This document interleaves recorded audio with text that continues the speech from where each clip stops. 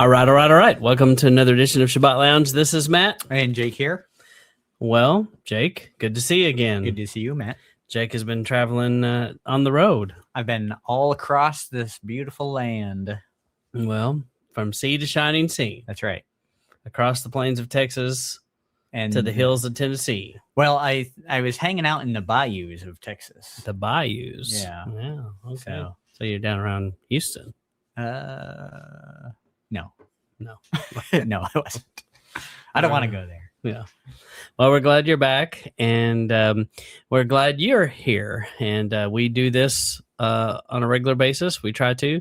So we typically do this live on Shabbat morning, about 9 a.m. Central Standard Time. But you may be watching this Anytime. At midnight. That's right. Hopefully, we're putting you right to sleep. That's the goal. Yes.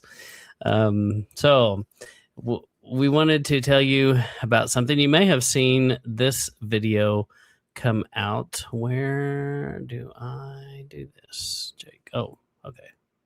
So we recently saw this video, and we thought you might be interested in it. It's our good old friend, Mr. Solberg. Mr. Solberg. And he just did a rebuttal to Mr. Doug Hamp's book about the marriage. Well, interestingly enough, Jake, we are working on a book with similar topic. That's right. Marriage. Yep. In the wedding language that's in Scripture. And Mr. Solberg does not believe that in this thing and thinks it's a dangerous theology. Diminishes sin, displaces Messiah, changes the gospel. So thought that was pretty interesting. If you want to get angry, watch his rebuttal. It'll probably do that. But anyway, Doug Hamp had a similar idea, and we wanted to tell you about kind of what we've been working on. So if you go to sabbathlounge.com, you'll see this sign up for Dust from the Floor. And if you haven't done so already, please list, and you will get a free sample of this. That's right. With Matt's lovely voice. Well, I think it just is that was for people that were already members. Oh, that was a special thing. Yeah. So that's why you need to follow along, and then you'll get those special little moving forward. And as we get closer to this, you'll see more information. So, but yes, it's a similar idea, and we do believe that Messiah took the cup of bitter waters that was meant for us and enabled us to be his kingdom bride, which apparently Mr. Solberg does not believe in, which we think is interesting. So anyway, we didn't want to camp out on him forever, but we do find it interesting. So Jake and I have been in the middle of a series called Christians Follow Torah. Torah Too. Mm-hmm. That's right. So, and we're on episode 12. Mm-hmm. So if you missed the first ones, head on back and check those out, and then catch right back up to us. So we're going through the Torah and pulling these ideas out and showing where we kind of align with Christian normies and how we can find some common ground with them and make the idea of following Torah not such a scary thing, because really they're doing a lot of it. So that's kind of the premise. Yeah. And on a side note, if you have not signed up for Whole Bible Community, we recommend that. And also check out what Luke Abafi is doing with the Life Network. There's multiple shows you can watch, like for $15 a month, and get some wholesome content into your household. And check out his shows. I'm partial to 2x2 and what's the homestead one called? Groundwork. Yeah. Because my son Noah helps him do that. So right.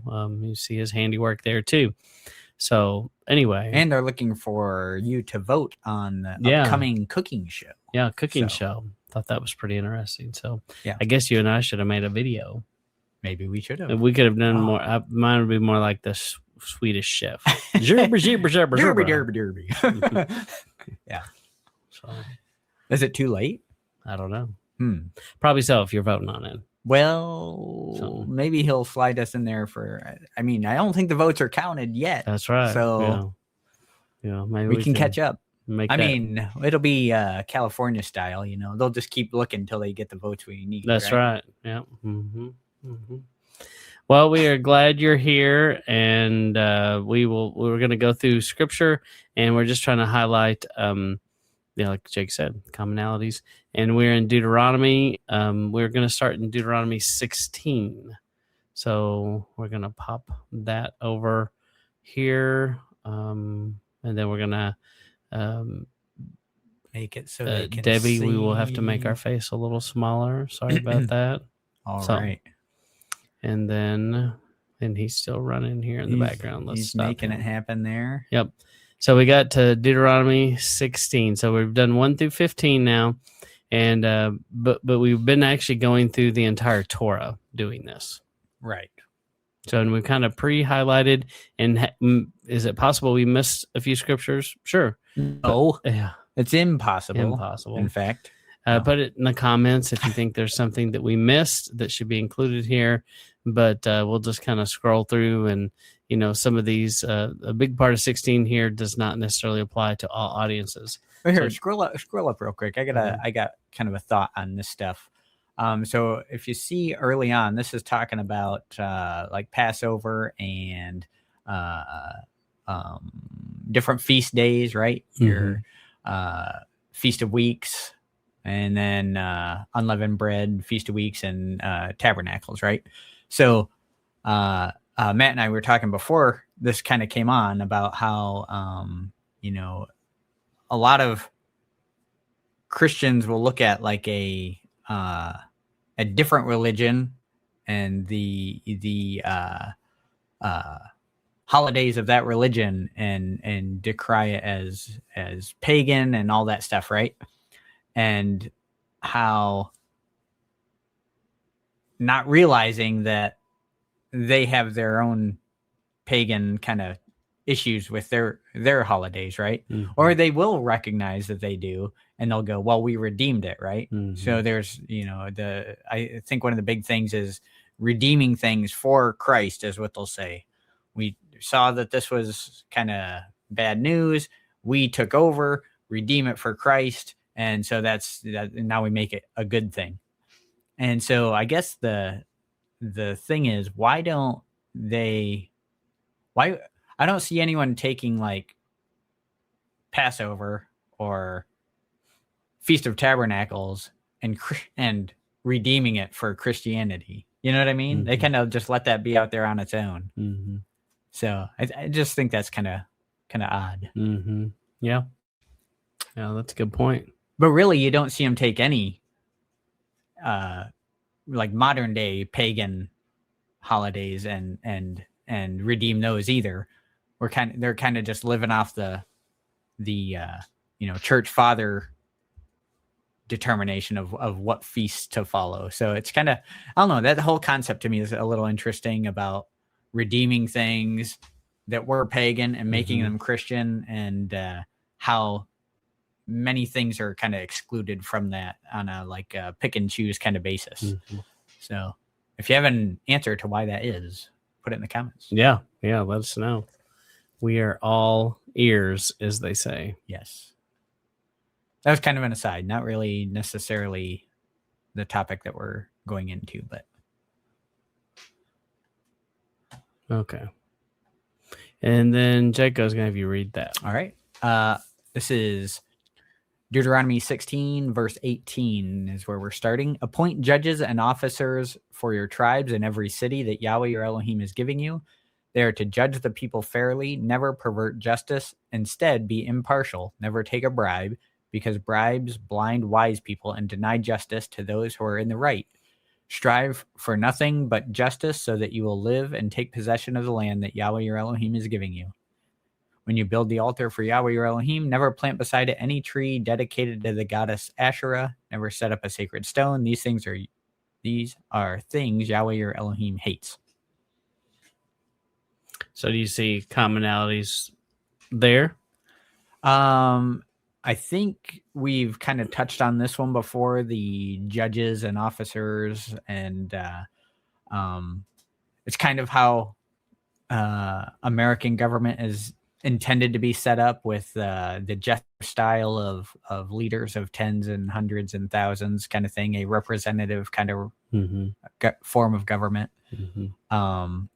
And then, which is also not just what Jethro had mentioned, but that's kind of what Yahweh sets up too with the priesthood. They are representatives of the rest of the people to go to the authority, which is Yah, right? Which is kind of how, America being based on the idea that there's a higher power that we're going to. Government isn't that higher power. It's God, right? It's Yahweh is the higher power.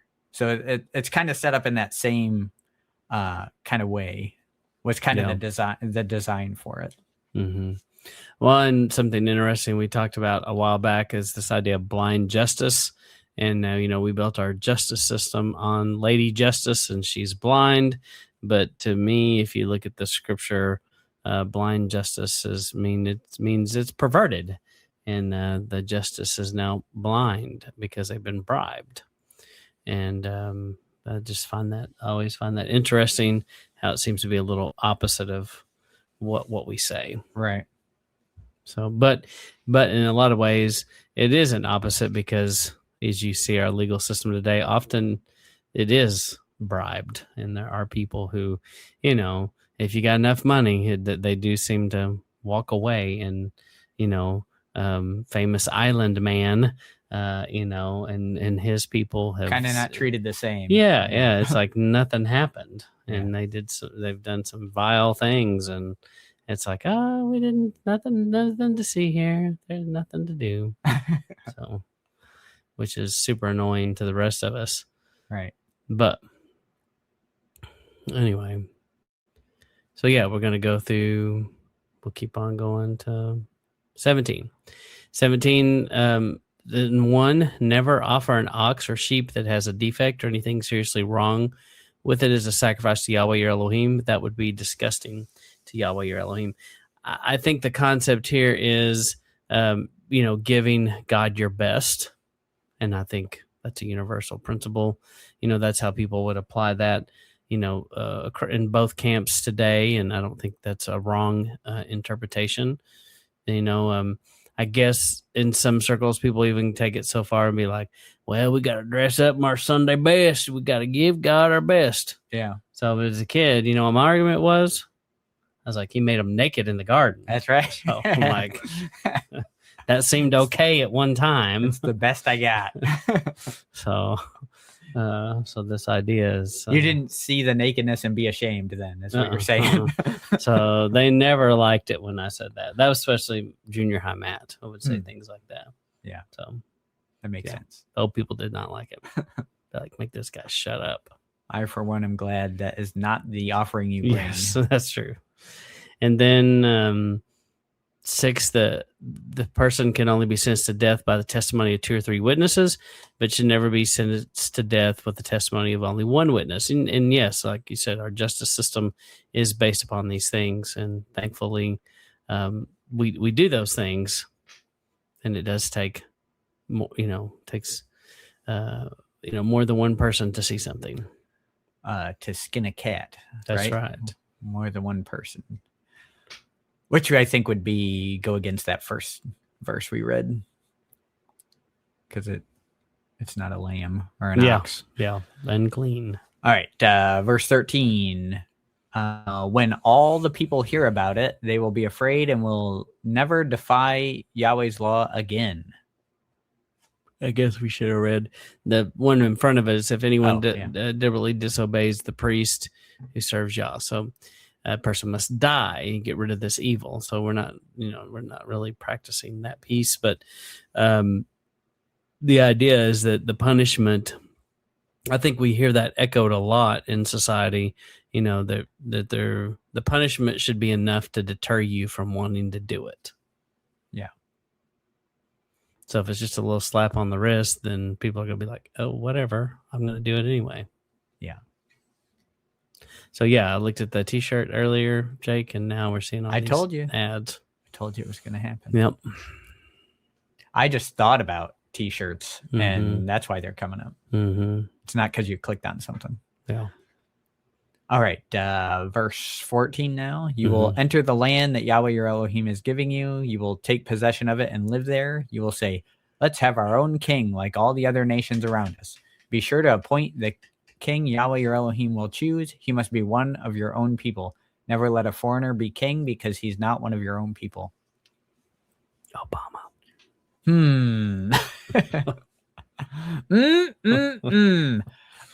So if you know what that's from, put it in the comments.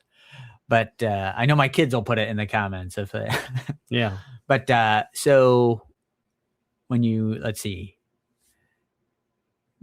so I just this kind of ties into what we talked about in the last chapter.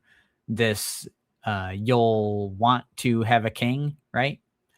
But still, it's a monarchy, but it's also a republic, because it's republic form of government is government by the people, right? And so when they come to Yah and they say, give us a king, he goes, I think that's stupid, but okay, you're the people, you want it. You're the people, and you'll get the leaders you choose, and this is what you've chosen. And it hoses him, and he knew it would. So yeah.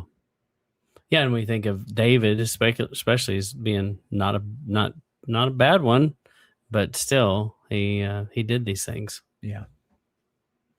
And I think that that this is a common a commonality. So about appointing someone to be a leader who is from your own people. Yeah, not like the nations around you. Yeah. And even how we choose a president of the United States, they're supposed to be a citizen and not a foreigner. That all makes sense. Yeah. So. I mean, if I were to have my way, I mean, it wouldn't just be president. I mean, I think we've seen the danger of allowing foreigners become, politically engaged in our form of government as it is. I mean, when you have someone come from say Somalia, right? And then come and become a politician. I mean, we've seen it several times where they're like, oh no, I'm here for the Somali people. They have this dual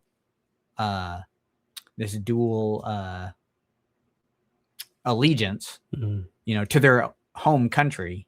And so it just causes rifts because our cultures aren't the same. It's not that they're bad people, all of them. Some are, but some of us are bad people. The point being, the culture does not mix with our culture. Some cultures are better than others. And that's just obvious, I think. So, the foreigner, we shouldn't be letting foreigners rule us. Yeah. And then in 1617, the king must never own a large number of horses, make people to return to Egypt to get more horses. Yahweh was told, you will never go back there again. The king must never have a large number of wives. He will turn away from Yah. He must never own a lot of gold and silver. And I think, we like this idea of our leaders, being like this, but these Israelite kings, we know they didn't. But yeah, we would like that to be true in our leaders. And I think that's why we get so mad in the Christian world when we see some of these televangelists with their own private airplane, island, all kinds of stuff, because they are totally going against this kind of scripture. Not that they're a king, but clearly when you own tremendous possessions like that, it can change you. I mean, we know this. Right. Yep. And not that in and of itself is bad, but your priority has kind of shifted. Yeah. So it's kind of that kind of an issue. Well, the Lord wanted me to have this private jet to do good works with. Well, if you're doing good with it, do good with it. Yeah. I mean, but I think a lot of people that are doing that have a faulty message that isn't quite scriptural in the first place. Yeah, twisted methodology now. Yeah, that, and then you hear about rich people who, somebody was just telling me the story about this rich country singer or something that used his own, or maybe he's a NASCAR driver and used his own airplane and pulled people, saved flood victims out of North Carolina. Yeah. He just went on his own, paid for the gas, and that's using your fancy flying machine Right. for good. Right. So, but you don't see many of those televangelists doing that kind of thing with those jets. Right. So, and they couldn't even necessarily do some of those things, but anyway. But a lot of people argue that they should have those, and who are we to judge them having them? Right. Who are you, Matt? Yeah. If they want to have a large number of wives, you let them. Yeah. What's a large number? Yeah, that's a good question. Yeah. Is 2 a large number? It could be if you're real poor. It could be. That could be like 1 million if you're homeless. I think it could be a large number if you're just talking about wives. That could be a large number. Yes, that's a large number. Too many. Yeah. So, and then 19. Okay, 20. he must keep it with him and read it. This is the make Torah. a copy of the Torah, right? He must keep it with him and read it his entire life. He will learn to fear Yahweh his Elohim and faithfully obey everything found in these teachings and laws. Then he won't think he's better than the rest of his people, and he won't disobey these commands in any way. So he and his sons will rule for a long time in Israel. Yeah, and I think that's what we want out of leaders. We want them to be like that, to know the scriptures and to not think they're better than everyone else. I think that goes back to what we were saying with the televangelists. Yeah, some of them think they're better than everybody else. Yeah. And they don't want to insult too many shoulders or shake hands with too many of the commoners. Right. They might get sick or something. On the king must never have a large number of wives thing, I wonder if that is I guarantee people use this for polygamy, but well, I only have a few, but I wonder if this could also be talking about divorce and remarriage of another wife, right? Yeah, could be. Like kind of similar to the lead, like higher ups in the church assembly, like the deacons and things like that it talks about in the New Testament, about having certain qualities to be a leader in the assembly, husband to one wife kind of thing. Yeah. Respectful children. Yeah. A friend of mine, he always said the Greek on that actually read one woman at a time. And yeah, that makes sense. Yeah. So, meaning, one wife, not a harem. Right. But yeah, we want our leaders to know the Torah, follow it. And even if you're coming from the Christian perspective, we want them to follow the Bible. Right.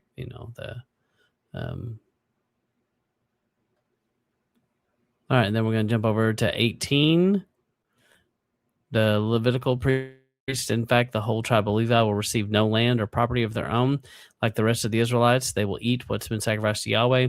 These sacrifices will be what they receive. And what I was thinking is many times you see people have a parsonage. In fact, when I first started in ministry, I can't remember if they gave me a little for parsonage, but I don't think they did. But I do remember some other person. There was like there was a house that the church had, and I think it was a youth minister house, and that was common in up until the 90s, and it's probably small churches still do this because they may have kept a house in town, and then they can kind of offer that carrot to a young minister that you can come live in this house we're providing for you. So, but it's same kind of idea. Yeah, our church growing up had that kind of thing, and the pastor lived in the house right next to the church, and it was part of that. It was part of the Bennies. of being being the pastor. So many bennies with that job. They just go on and on and on. No Benny Hins, though. Yes, no Benny Hins. And then you got this one. All right, verse 9. When you come to the land that Yahweh your Elohim is giving you, never learn the disgusting practices of those nations. You must never sacrifice your sons or daughters by burning them alive, practice black magic, be a fortune teller, witch, or sorcerer, cast spells, ask ghosts or spirits for help, or consult the dead. Whoever does these things is disgusting to Yahweh. Yahweh your Elohim is forcing these nations out of your way because of their disgusting practices. You must have integrity in dealing with Yahweh your Elohim. These nations you are forcing out listen to fortune tellers and to those who practice black magic, but Yahweh your Elohim won't let you do anything like that. Yahweh your Elohim will send you a prophet, an Israelite like me. You must listen to him. All right, we'll talk about that next, I guess. But this is, ghosts and witches and... Not burning your children alive. I Right. mean, I've never met or heard anyone in the Christian world be like, yes, we should do this. That would be very, very strange. Right. But and black magic and those things are frowned upon. Although some people in the church allowed their children to watch Harry Potter, and they were just bringing that sorcerer into the living room with them. Right. And said it was okay. Yep. And we did it. Honestly, we did some of those things. We never did the Harry Potter thing, but we did other things. And looking back on it now, we're like, oh, yeah, we shouldn't have done that. Yeah. And we've since repented and tried to plead the blood of Messiah over all that. And burnt it in the fire. We did some of that too. Yeah. And then... because it's like, you don't want to we're going to just give these away or sell them or something. It's like, well, then you're just giving that to someone else. Yeah, perpetuating the problem. That doesn't make sense. Yeah. So, yes. Have I burned books? I certainly have. Mm-hmm. You know who else did? The disciples, the apostles, in a little book called Acts. They did too. So, I'm in good company. Yeah. Also, the Nazis burned books. Yes, bad company. And then 15, Yahweh your Elohim will send you a prophet. You must listen to him. I believe that's common. When there's a prophet, you believe them. But we have the Deuteronomy 13 prophet test. That's right. That should be ran to determine that. Right. So, and many people don't do that. But I think if you go back real quick, if it's not too late, I think that this is...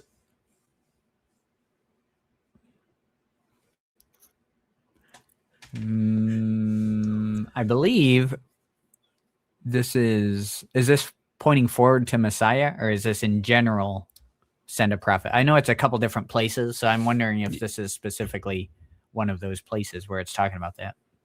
Yeah. Because that's what I think of when I hear this. Mm-hmm. When he's designating a singular prophet, right? Mm-hmm. Yeah. Yeah, I believe it's a foreshadowing of Messiah to come. Yeah. Mm-hmm. Okay. And I think, church understanding would corroborate that understanding of Yeshua as the prophet like unto Moses, right? And you were talking about the Republic. This is he's quoting the thing in Exodus where they basically are like, make it stop. We can't handle this. You just go talk to him. We think we're going to die. Yeah. And that's when the Republic kind of government began. And it wasn't because he necessarily was calling for that.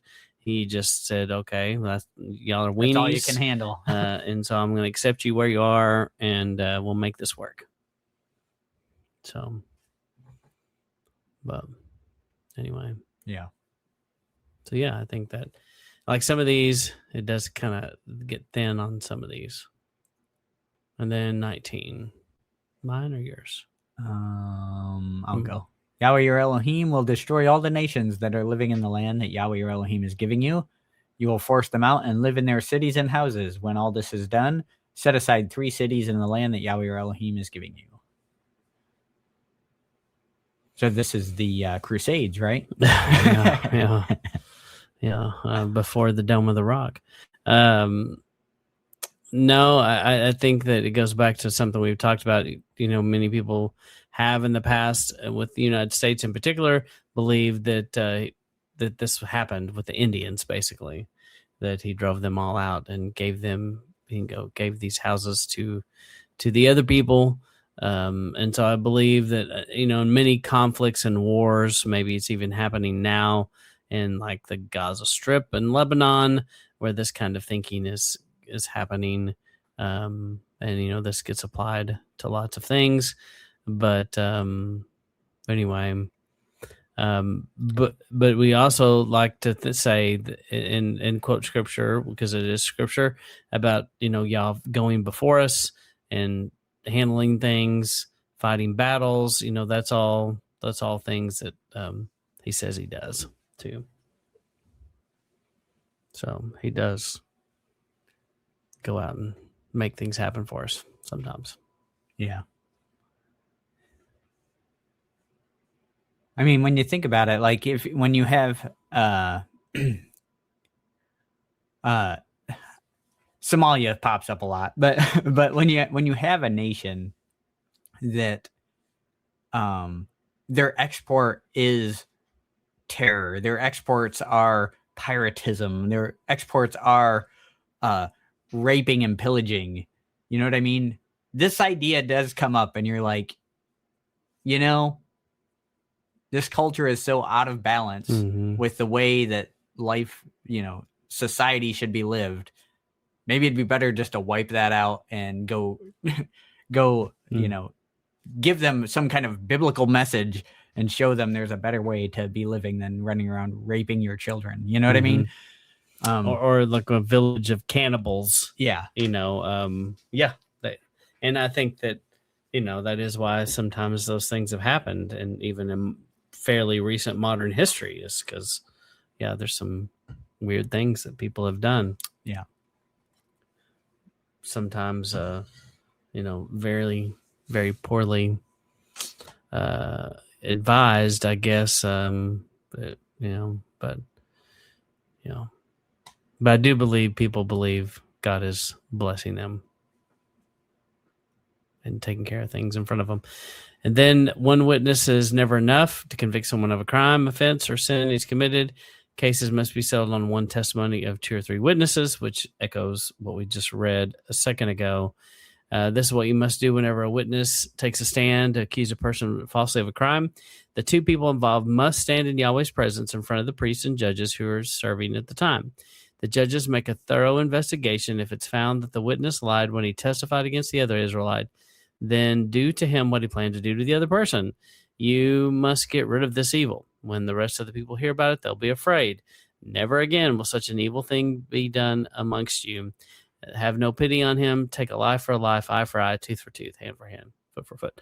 And we don't necessarily do that part in society, but we do the witness and the testimony. We investigate it, and we do believe sometimes we get rid of the evil. Yeah. I think I think this is kind of breaking down in our society, though. The idea of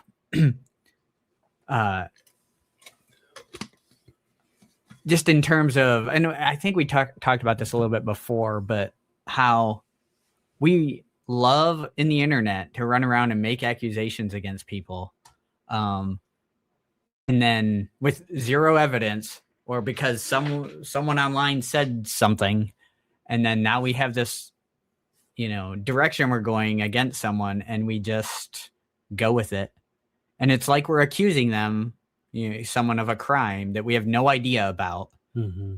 And if we were a little more like basing those things on evidence instead of like suppositions, we wouldn't be just throwing ideas out there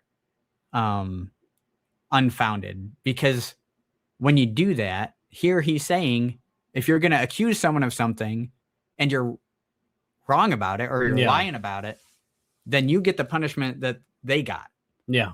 So I think we're too willy-nilly about what we accuse people of nowadays. No, yeah. And it's that I think everyone loves a good conspiracy and everything, which is great and fun. But you got to be careful you're not falling into this trap here, because it's bad news, and I think it crumbles a society if you get too much into when you're doing this kind of thing. Yeah, that's true.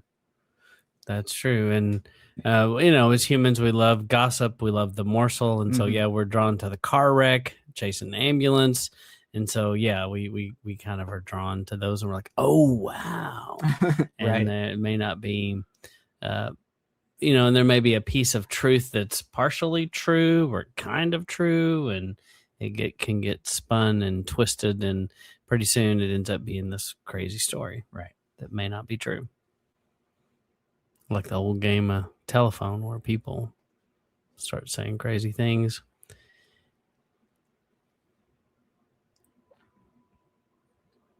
Okay. And then 20 has a little bit. All right. Is it you or me? I think it's you. All right. When you go to war against your enemies, you may see horses, chariots, and armies larger than yours. Don't be afraid of them, because Yahweh your Elohim, who brought you out of Egypt, will be with you. Before the battle starts, a priest must come and speak to the troops. He should tell them, listen, Israel, today you're going into battle against your enemies. Don't lose your courage. Don't be afraid or alarmed or tremble because of them. Yahweh your Elohim is going with you. He will fight for you against your enemies and give you victory. Yeah, I think a lot of, yes. Matt and I are kind of thinking the same direction here.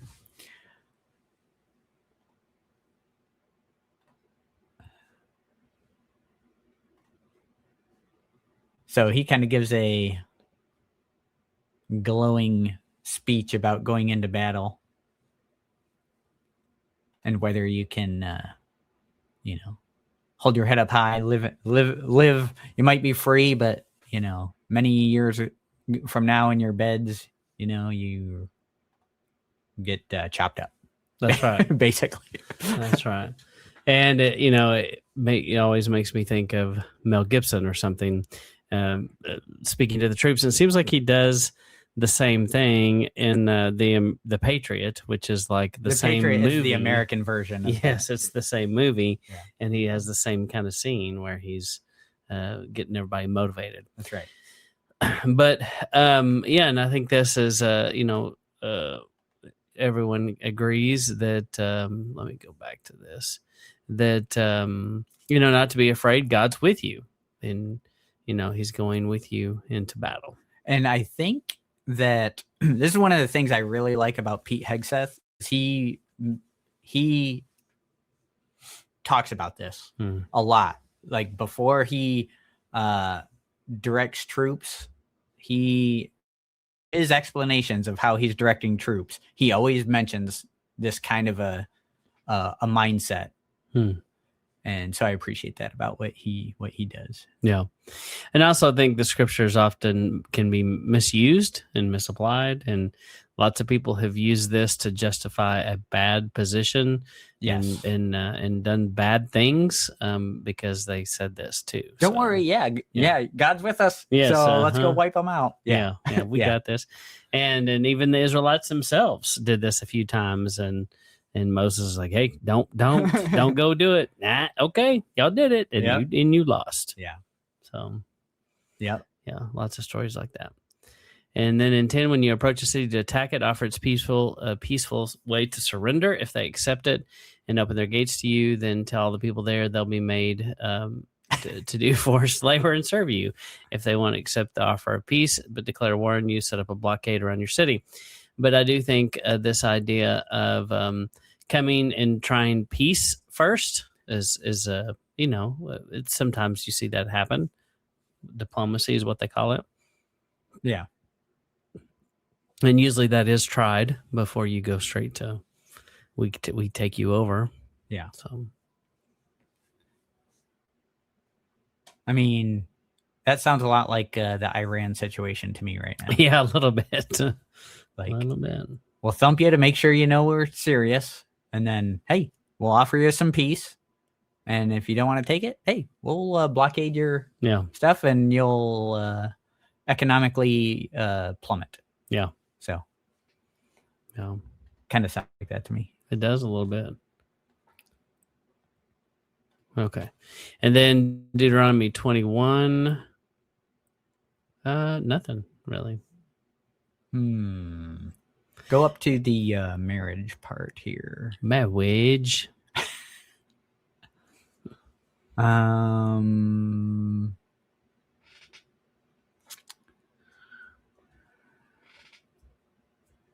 Yeah, I don't think we do a whole lot of that. No. And then, you could make an, this idea down here, we don't really do that, but we do have the belief that, that if, I think a common shared kind of natural consequences thing, if, stupid shit hurt kind of thing. I think a lot of people do agree on that, but how that's enforced, just varies widely. And let's face it, this is not something we practice. Although I do hear Christians talk about this and saying how this was a good practice to have. Yeah.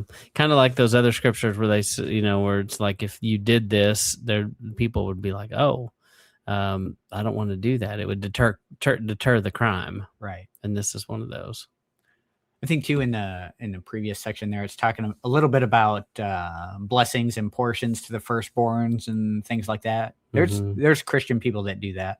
Yeah. That have a not necessarily the many wives thing, but the thing about like providing a blessing, like a double inheritance, to your children in a certain order based on firstborn status, things like that. So I think that's a commonality. Yeah. And that you could also look at this like verse 16, when day comes for the father to give his sons their inheritance, he can't treat the son of the wife he loves as if that son were the firstborn. So he has this situation of two wives, right? A man might have two wives, love one but not the other. So that could also be understood as a like stepsons kind of thing, And so like you're to treat them as though they're your sons. Yeah. In the correct order, not based on, well, I divorced her and so that son doesn't, now I'm living with this family here, and they get my love and blessing now. And this specifically says don't neglect your firstborn. Right. So, yeah. So I think there's agreement there on that kind of treatment. And then 22 has quite a bit more. So in 22:1 it says, if you see another Israelite's ox or sheep out where it doesn't belong, don't pretend you don't see it.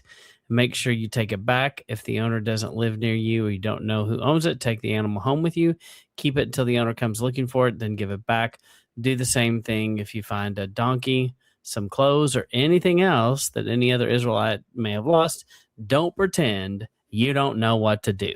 So, I mean, like, that is one of those moments where he literally is speaking to them like children. Come on, So, but, I grew up in the farm and ranch community, and sometimes an animal would wander up and we would do that. So sometimes we'd know whose bull it was, and other times we wouldn't. But the times when we knew whose bull it was, we'd just ride him back. Yeah, we'd put him up, feed him, and he'd just be with our cows. And then we'd call the guy up and go, "Hey, we've got your bull. We're feeding water. Come get him when you can." And then a few short months later, that's right. So, and then there'd be every once in a while where somebody, I can remember the handful of times where somebody's like, just keep it. It wasn't worth it. Wasn't worth them messing with it. But, it just depends on what it was. But yeah, I believe that is something that is still practiced. Yeah, definitely. Verse 4, if you see another Israelite's donkey or ox lying on the road, don't pretend that you don't see it. Make sure you help him get back on its feet. And I am I'm the worst at this, to be honest with you. I am the worst at this. I'll see someone's donkey on the side of the road. Yeah, you see a lot of donkeys. I'll just drive on by. Yeah. And it's kind of a joke in the house because I'm always like, oh, I could stop. And then I'm like, oh, well, I by the time I'm like, oh, I need to stop, I'm already like way past. And it's like, I've ruined my chance. I'm very slow at seeing these opportunities. Oh, I'm talking about a car. Yeah, I was gonna say, you see a lot of donkeys, do you? I don't know what road you're on, but that's interesting. But no, I'm notoriously in my family bad at seeing the opportunity before it's like too late. Mm-hmm. My wife is fantastic at it, though. Yeah. She's been known to help someone push their truck off the side of the road. Yeah, that's good. Yeah. I've been known to wave when I go by. Huh. So be better than us. Okay. Me, anyway. Be better than me. And then in 5, a woman must never wear anything men would wear, and a man must never wear women's clothes. Whoever does this is disgusting to Yahweh your Elohim, which is kind of interesting because, you're writing this at a time when the men and women kind of wear the same thing. Kind of. Or maybe there's some things there lost in translation. Got to be something that I don't understand. Right? But yes, I mean, we're not saying we don't believe that, but I do think it's interesting today. We rightfully so, we freak out about men wearing dresses, and I think you should freak out by that. But in essence, a lot of these guys kind of wore like the dress thing, They probably didn't put makeup on and fake other things at the same time, though. Yeah. Also, sure. I think this is interesting the way this is worded too, because it doesn't tell you specific clothing. It leaves it up to the culture allowance of distinguish yourselves between men and women is kind of what I see this saying. Not necessarily just what you wear. Yeah. But there's a difference. Keep them different. Yeah. Yeah. And people have, taken the scripture all kinds of ways. There have been times when people in the church made up rules. Like my mother talked about, there was a time women could not wear pants. And that was considered bad. And there was a time that she was told not to wear polka dots. And I could see stuff that. Like that. Polka dots are a man's business. But I think it was said because the boys wanted to poke you. Oh my goodness! I'm like, I don't know about that. So, but that's what she was told. But there are some weird norms that change through time. But for sure, I think most people in both camps believe, dude should not look like a lady. That's right. That's what it's saying. So was that Aerosmith? I think Aerosmith had the corner on this. They fixed the culture. That's right. If only we can make Aerosmith great again. Yes. Then all our problems would be solved. That's right. Maybe that's what MAGA stands for. Maybe. It could. It could. So, what's funny though is, I have seen people do the fake dress like a lady, like just for fun kind of thing at a church thing. Oh yeah. Like a play thing they're doing or something like that. And they're like, oh, Fred's going to be the lady for, and they'd laugh about it. But I don't know that it's necessarily talking about that. I'm not the kind of person that's going to be wearing ladies' clothes. I've been the person who's, call me a prude if you want, but I don't let my daughter paint my fingernails. Yeah. Or any of that. It's like, no, you don't dress me up. I'm a man. You're a woman. If you want to dress up lady things, you do that with your mom. But a lot of men do that. Yeah. And I'm like, I don't Yeah, really get that. I never did either. But but I also don't think we're talking about playing dress up with children here Right. either. Right. This is not what that means. This is like you're trying to be something you're not. And it's interesting too that back that far in the past, people clearly did some things like that. There was probably an So, issue. yeah. If he's got to tell you, right? Mm-hmm. Yeah. All right. Verse 6. Whenever you're traveling and find a nest containing chicks or eggs, this is what you must do. If the mother bird is sitting on the nest, never take her with the chicks. You may take the chicks, but make sure you let the mother go.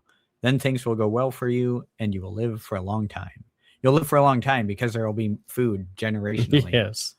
If you take all of it, then yes, they're not going to procreate. Like the Noah on the ship, if he ate all the pigs, there would be no pigs, right? They're unclean.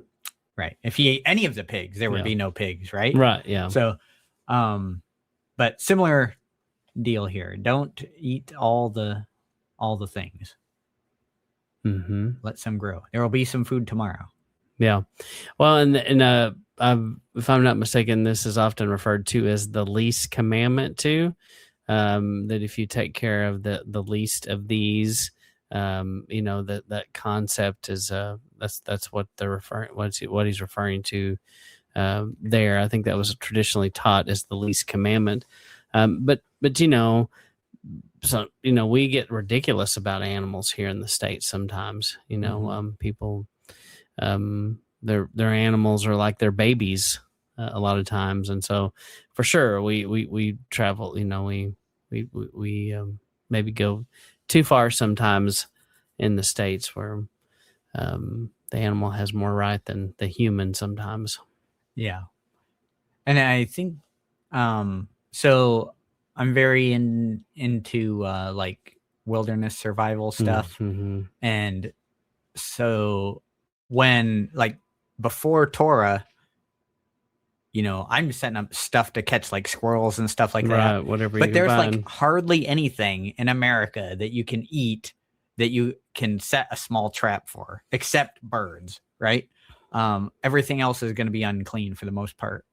In terms of like wild animals running around. I mean, typically you're not going to just tackle a deer and eat that in a survival situation. But so I think about this kind of thing a lot, and because I think about survival stuff, and it's like you would be tempted if you've gone without food for a while to take the bird and all the eggs and go to town. Yeah, and also we don't know hunger in our society, right? And in the Western world, it's not really a thing. Yeah, for most people. So that example probably doesn't practically come up for anyone. Yeah. But that's the, not everyone lives that way though. A lot of people around the world do live where they're, finding stuff in the woods to eat. Yeah, and there are places too, like Taiwan and China, where there are no birds because they've done this. Or because wasn't it? Was it the swallows? Mao had them.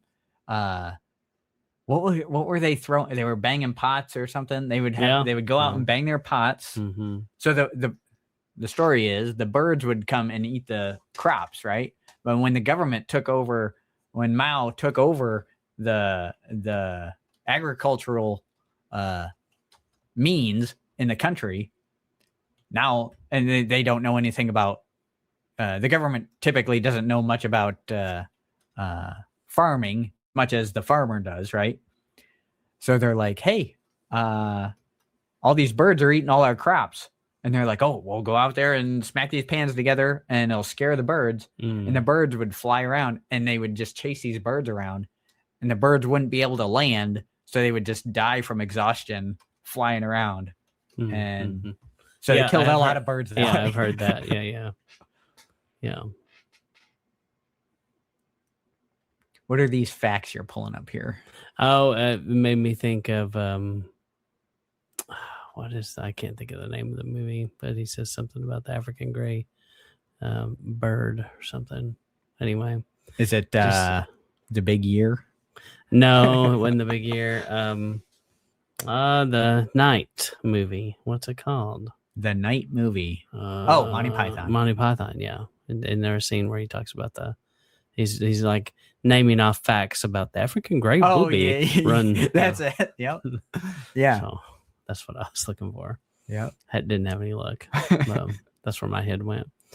And then in verse 8, whenever you build a new house, put a rail around the edge of the roof. You won't be responsible for a death if someone falls off the roof. And yeah, that's what OSHA is based on, that kind of idea. Yeah. And OSHA does save lives as much as we are, anybody in the trades is like, OSHA, they definitely overdo it. Yes. but little things like trench safety. How many times do you hear, especially here in DFW, there's a lot of construction work in the ground, and they're supposed to use trenches, and there's a lot of, every summer it seems like there's somebody that dies because the trench collapsed. They didn't have the proper stuff inside the trench, and so, yeah, if you don't make things safe, it can cost people's lives. And our rules and our laws are based upon that kind of idea. Yeah. And our roofs are different nowadays. Yeah. This is like a flat roof. Yeah, we don't have the flat roof to hang out on all the time. Mm-hmm. Some people do, and they do have railings around them. Yeah. And so just kind of makes sense. Mm-hmm. And then 13, a man might marry a woman, sleep with her, and decide he doesn't like her. Then he might make up charges against her and ruin her reputation, saying, I married this woman, but when I slept her, I found out that she wasn't a virgin, and I figured I was doing that. So I'm going to switch back over. So good save, Matt.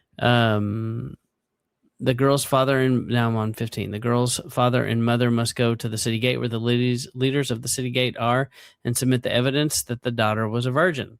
The girl's father will tell the leaders, I gave my daughter in marriage to this man, but he doesn't like her.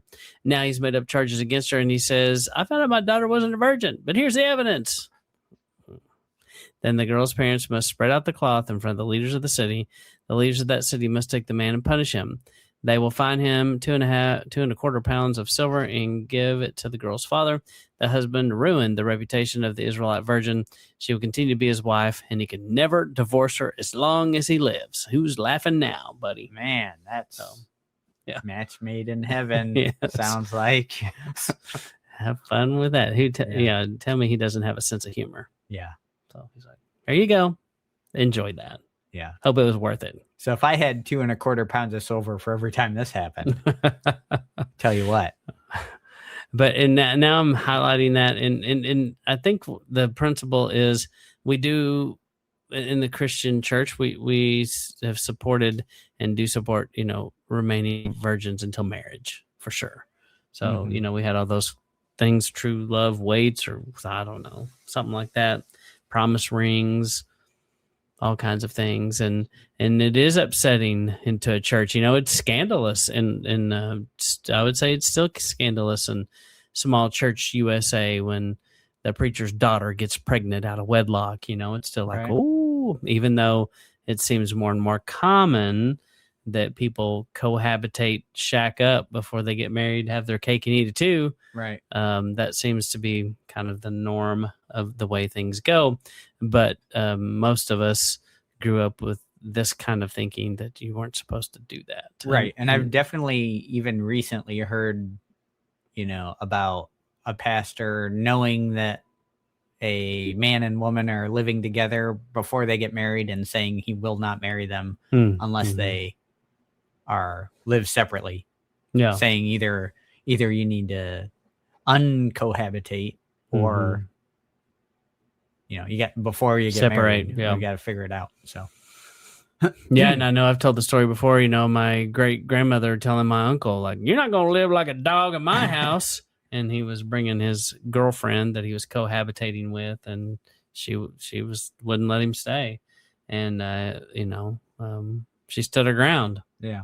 So, and you may have stories like that too. And then in 30, a man must never marry his father's wife because this would disgrace his father. Yeah. So, I mean, I think that's a pretty common belief. But, some of these other things, we definitely don't do those kinds of things and agree on that. Mm-hmm. So, yeah, this goes into...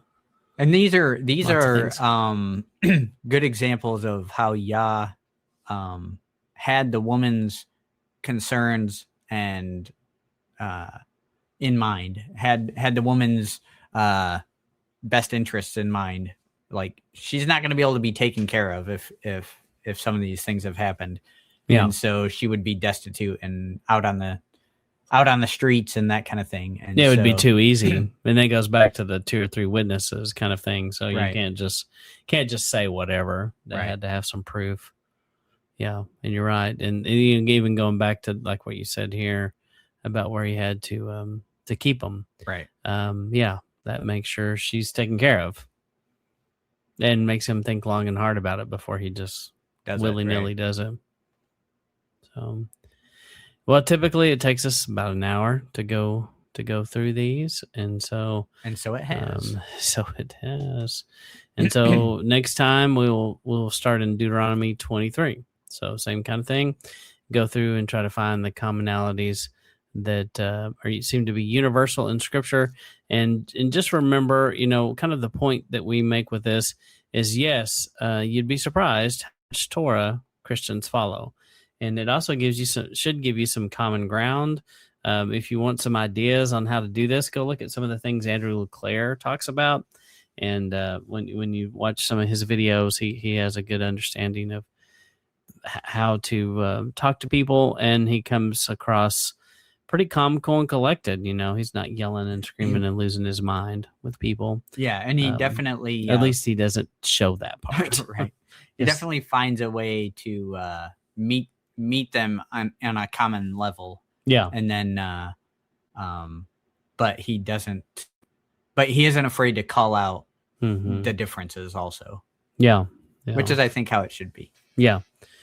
But there are tremendous amounts of Torah that people follow across the community, and I think the point and why I keep saying, one of the reasons we wanted you to see this is so that you can make that argument when someone's like, I don't have to follow Torah. Well, actually, let me show you how you are. Yeah. And it just changes the tone a little bit, and sets maybe them in a different place, and maybe they might be a little more listening mode than just defensive and not going to hear a word you say.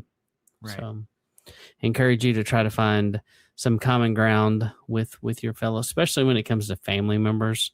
It's a family is forever, and some people have unfortunately burned bridges, and sometimes it's hard to build those relationships again if you destroy it. Right. And especially, it's ironic that sometimes we go after the people we should love the most, and spent the most time with, like our very own parents. It's because they're a captive audience. Yeah, yeah. And it's easy, low-hanging fruit, I guess. And we know how to hurt them. That's the bad part, is we know how to we know how to hurt our loved ones more than anybody, because we know how they think, and what their weaknesses are, and exploit it to our advantage. But telling you, don't do it. Work on those relationships. You only have one mom and dad, one brother and sister, and even if y'all don't agree, you're still family, and y'all gave them to you. Yeah. And especially so many times our parents are the people who gave us our faith, and now we're going to attack them. Yeah, you got to let people have their journey, just because they didn't see it when you saw it. I mean, just remember 10 minutes ago, you thought the same way they did. So, yeah.